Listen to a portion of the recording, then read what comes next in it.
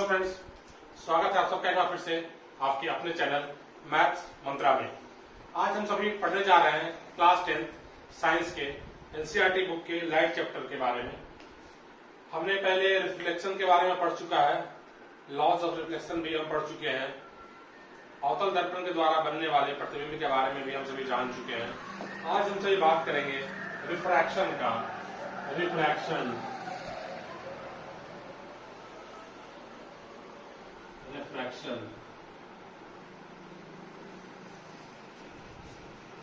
हिंदी में इसे अपवर्तन कहा जाता है। अपवर्तन, ठीक है, अपवर्तन। तो रिफ्रैक्शन होता क्या है? रिफ्रैक्शन होता क्या है? अगर कोई प्रकाश की किरण किसी एक माध्यम से होते हुए, ठीक है, दूसरे माध्यम में प्रवेश करे। मान लीजिए कि हम यहाँ पे क्या करते हैं, एक ग्लास लाइट बना रहे हैं, ठीक है, या फिर मान लीजिए ये पानी है, इसके अंदर पानी भरा हुआ है, पानी भरा हुआ है, तो क्या है, हवा से कोई भी किरण क्या कर रही है, पानी के अंदर आ रही है। देखिए जनरली हम सभी क्या जानते हैं, प्रकाश क्या है, प्रकाश सीधी रेखा में गमन करती है, ठीक है, सीधी रेखा में गमन करती है। लेकिन यहाँ पे क्या होगा, जब प्रकाश एक माध्यम से दूसरे माध्यम में जा रही है तो क्या करेगी, अपनी दिशा को थोड़ा परिवर्तित कर लेती है। कैसे परिवर्तित करती है वो अभी बताएंगे वीडियो में आगे। तो चलिए हम क्या देख रहे हैं, जब भी प्रकाश किसी एक माध्यम से होते हुए दूसरे माध्यम में प्रवेश करती है उसे क्या कहते हैं, प्रकाश का अपवर्तन कहा जाता है, रिफ्रैक्शन ऑफ लाइट। इसमें क्या करेंगे, व्हेनेवर अ लाइट रे passes from one medium to another medium, it is said to be as refraction। ये क्या कहलाता है, रिफ्रैक्शन कहा जाता है, ठीक है। अब हम बात करते हैं ये बेंडिंग हो कैसे रहा है, बेंडिंग हो कैसे रहा है और किस प्रिंसिपल पे हो रहा है। देखिए यहाँ पर जो है ये नॉर्मल कहलाता है, नॉर्मल, ये हमारा ये भी हो गया नॉर्मल, ठीक है। हिंदी में अभिलंब कहेंगे इसे। तो देखिए क्या होता है, अपने लाइफ से रिलेटेड एक एग्जांपल लेकर के बताते हैं। क्या हुआ, अगर मान लीजिए हम लोग दौड़ रहे हैं रोड पे, दौड़ अचानक हम सभी पानी के अंदर जाते हैं दौड़ते हुए, तो क्या होता है, हमारा स्पीड कम हो जाता है, स्पीड कम हो जाता है। वैसे ही देखिए प्रकाश की किरण क्या है, पहले एयर में चल रही थी, एयर में चलते चलते जैसे ही वाटर में होगी स्पीड घट जाएगा, स्पीड घट जाएगा तो ये नॉर्मल की ओर, अभिलंब की ओर मुड़ जाएगी, ठीक है। वैसे ही पानी में दौड़ते दौड़ते जब फिर वापस हम बाहर निकलते हैं तो हमारे लिए जो रेजिस्टेंस है वो कम हो जाता है और हमारी स्पीड बढ़ जाती है, हमारी स्पीड बढ़ जाती है। तो देखिए ये क्या होगा, जैसे ही वाटर से एयर में जा रहा है इसकी स्पीड बढ़ गई और ये अभिलंब से दूर जाने लगा, दूर जाने लगा, मतलब कि नॉर्मल से दूर होने लगा। हम क्या कहेंगे, यहां से हमें क्या मिला, जब लाइट डेंसर मीडियम से रेयरर मीडियम में जाती है, रेयरर मीडियम में जाती है, ठीक है, डेंसर से रेयरर में जाती है तो क्या होगी, अवे फ्रॉम दी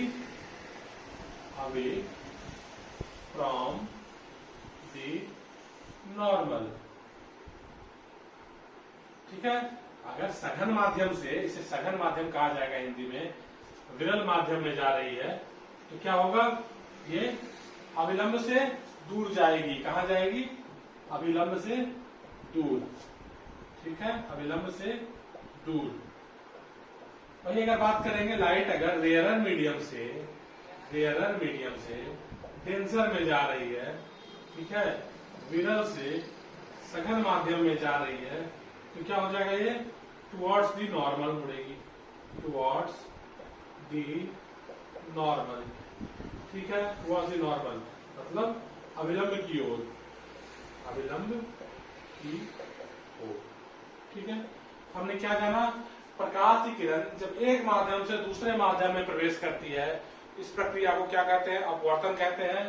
और प्रकाश की किरण अगर सघन माध्यम से विरल माध्यम में जाएगी तो वो क्या होगी, अभिलंब से दूर हटेगी, और अगर विरल माध्यम से सघन माध्यम में आएगी अभिलंब की ओर मुड़ जाएगी। अब हम सभी अपवर्तन के नियम के बारे में पढ़ते हैं। अपवर्तन का नियम क्या होता है, इसे परावर्तन के नियम के साथ रिलेट करके बताएंगे ताकि दोनों ही आपको याद हो जाए। चलिए देखते हैं, परावर्तन के नियम में हमने क्या पढ़ा था, परावर्तन के नियम में कि incident ray, refracted ray and normal to the point all lie on the same plane. मतलब क्या, आरोपित किरण, प्रत्यावर्तित किरण और अभिलंब तीनों एक ही सतह पर होते थे। तो यहां पे क्या कहेंगे, वही होगा पहला, आरोपित किरण, आरोपित किरण, अपवर्तित किरण, अपवर्तित किरण तथा अभिलंब, अभिलंब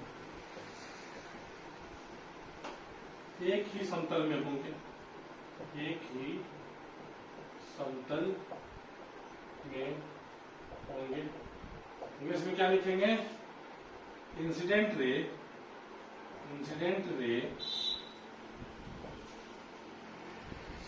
refracted ray and normal to the point, normal to the point all lie on the same plane। ठीक है, क्या हो जाएगा, incident ray, refracted ray and normal to the point all lie on the same plane. वहां पे क्या मैंने लिखा था, इंसिडेंट रे, यहाँ आर की जगह पर केवल एल हो गया था। Incident ray, reflected ray and normal to the point all lie on the same plane. मतलब पहला जो नियम है वो अपवर्तन का हो या परावर्तन का हो, रिफ्रैक्शन का हो या फिर रिफ्लेक्शन का हो, सेम ही है। ठीक है, अब चलते हैं दूसरे नियम की ओर। दूसरा नियम क्या कहता था वहां पे कि आरोपित कोण जो है और प्रत्यावर्तित कोण जो है वो दोनों क्या होंगी, आपस में समान होंगी। Angle of incidence and angle of reflection both are equal. लेकिन यहां पे क्या लिखेंगे, यहां पे लिखेंगे sine i by sine r equal to constant.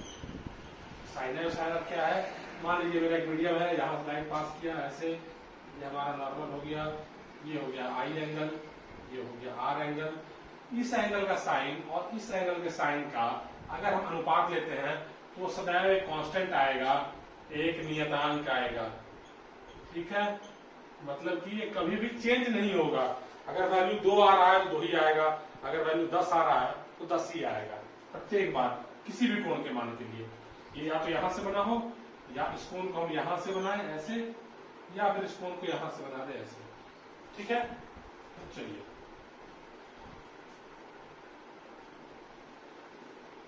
हमने क्या जाना, अपवर्तन के नियम के बारे में भी जान लिया। अब जिस प्रकार वहां पे दर्पण था, ठीक है, वैसे ही यहाँ पे क्या है, लेंस है, लेंस है। ठीक है, लेंस में एक क्या कहलाता है, प्लेन लेंस। प्लेन लेंस का मतलब इसका कोई पावर नहीं हो, 0 पावर। सीधी सी कोई ग्लास रखी हुई है, इससे लाइट आर पार निकल गया सीधा बिना बेंडिंग किए हुए, ये प्लेन लेंस हो गया। अब इसके बाद बात होता है स्फेरिकल लेंस का। Spherical lens, spherical, spherical lens. ठीक है, हिंदी में इसे कहते हैं गोलीय लेंस। ठीक है, ये होता क्या है, ये किसी गोले से कटा हुआ है। मान लीजिए ये हमारा एक गोला है, ये गोला है, इसका इधर का भाग काट लिया हमने, ऐसे ही एक गोला है, इसका इधर का भाग हमने काट लिया, और इन दोनों को आपस में मर्ज करके एक लेंस बना दिया। ठीक है, और इसी गोले का मान लीजिए ये भाग कटा और एक ये भाग कट गया, तो बीच में क्या बच जाएगा हमारा, ये और ये पोर्शन बच जाएगा। इधर वाले को मिटा देते हैं, इधर वाले को मिटा देते हैं, ये हमारा क्या बन गया, ये हमारा अवतल लेंस बन गया। ठीक है, ये हमारा अवतल लेंस बन गया। अब इन दोनों के नाम के बारे में लिखते हैं, डिफाइन करते हैं। गोलीय लेंस कितने तरह का होता है, 2 प्रकार का, 2 प्रकार का। एक उत्तल लेंस, दूसरा होता है अवतल लेंस। आपको जब मिरर पढ़ा रहे थे तो बताए थे कि क्या ये जो लेंस होता है सीधा मिरर के ऑपोजिट होता है, मतलब वहां अवतल दर्पण जो था वो अभिसारी था, यहाँ उत्तल लेंस जो है ये अभिसारी लेंस के नाम से जाना जाता है, अभिसारी लेंस। ठीक है, कारण आप सभी को पता है, क्योंकि सभी किरणों को एक ही जगह पे अभिसरित करता है। उस तरह से क्या करेंगे, इसे कहेंगे अपसारी, अपसारी, अपसारी लेंस। ठीक है, इंग्लिश में इसे कहा जाएगा कॉन्वेक्स, कॉन्वेक्स लेंस, इसे कॉनकेव, कॉनकेव लेंस। ठीक है, इसे कन्वर्जिंग लेंस भी कहा जाता है, कन्वर्जिंग लेंस। इसे डाइवर्जिंग लेंस भी कहा जाता है, डाइवर्जिंग लेंस।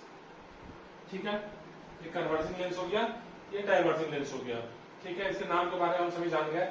अब बात करते हैं कि इमेज फॉर्मेशन कैसे होगा इन सभी में। पहले चलिए का फिगर बना देते हैं। ये इस तरह का बनेगा। ठीक है, ये इस प्रकार का। ठीक है, कुछ लेंस इस तरह से बनेंगे जो प्लेनो कन्वेक्स कहलाते हैं, कुछ इस प्रकार के बनेंगे, प्लेनो कॉनकेव कहलाएंगे। ठीक है, वैसे ही एक तरफ कॉन्वेक्स भी हो सकता है, कॉनकेव कॉन्वेक्स हो जाएगा। अगर दोनों साइड कॉन्वेक्स है तो डबल कन्वेक्स लेंस कहलाता है, दोनों साइड कॉनकेव है तो डबल कॉनकेव लेंस कहलाता है। ठीक है, इसके बारे में हमें हायर क्लास में पढ़ना है, लेकिन जस्ट जानकारी के लिए आप लोगों को बता दिया। यहां से लेंस के बारे में समझ गए।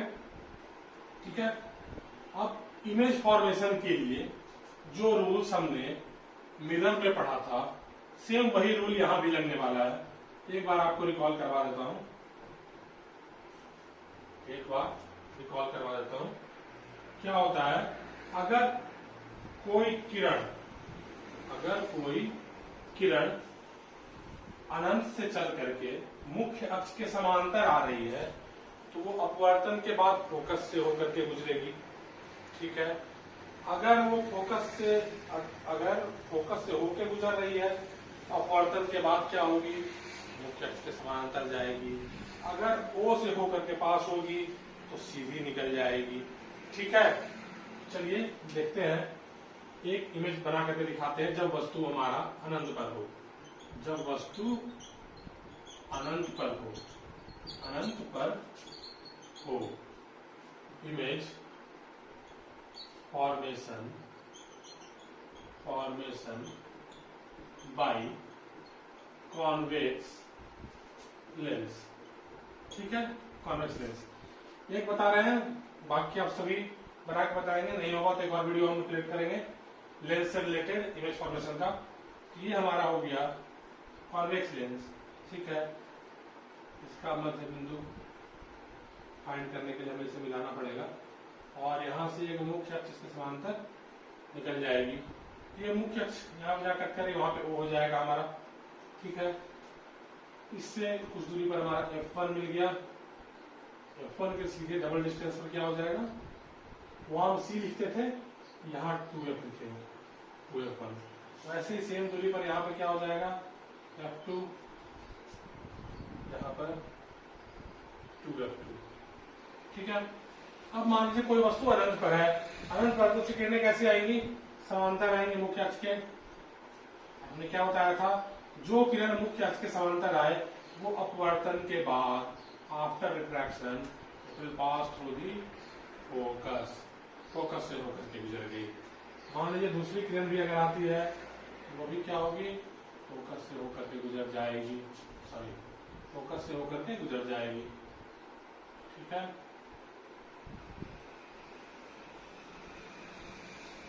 तीसरी किरण ये भी फोकस से होकर के गुजरेगी। चौथी किरण भी क्या हो रही है, ये भी फोकस से होकर गुजरेगी। मतलब कि क्या सारी किरणें कहाँ मिल रही हैं, फोकस पे मिल रही हैं। तो प्रतिबिंब कहाँ बनेगा, प्रतिबिंब कहाँ बनेगा, प्रतिबिंब बनेगा at focus, at focus, focus पर बनेगा। ठीक है, और क्या होगा, पॉइंट साइज बनेगा, बिंदु के आकार का बनेगा, पॉइंट साइज। किरणों के वास्तव में कटने से बन रहा तो रियल बनेगा, और रियल हमेशा कैसा होता है, इनवर्टेड होता है, रियल एंड इनवर्टेड। ठीक है। और रियल इमेज की एक प्रॉपर्टी होती है कि रियल इमेज को पर्दे पे उतारा जा सकता है, लेकिन वर्चुअल इमेज को पर्दे पे ऑब्टेन नहीं किया जा सकता। ठीक है, तो आज की क्लास को यहीं पे एंड करते हैं। आई होप आपको हमारा क्लास पसंद आया हो। अगर हमारा प्रयास आपको पसंद आ रहा हो तो हमारे वीडियोस को लाइक करें, शेयर करें तथा हमारे चैनल को सब्सक्राइब करें और बेल आइकन को जरूर प्रेस करें ताकि हमारे द्वारा डालेंगे प्रत्येक वीडियो का अपडेट आप तक सबसे पहले पहुंचे। धन्यवाद।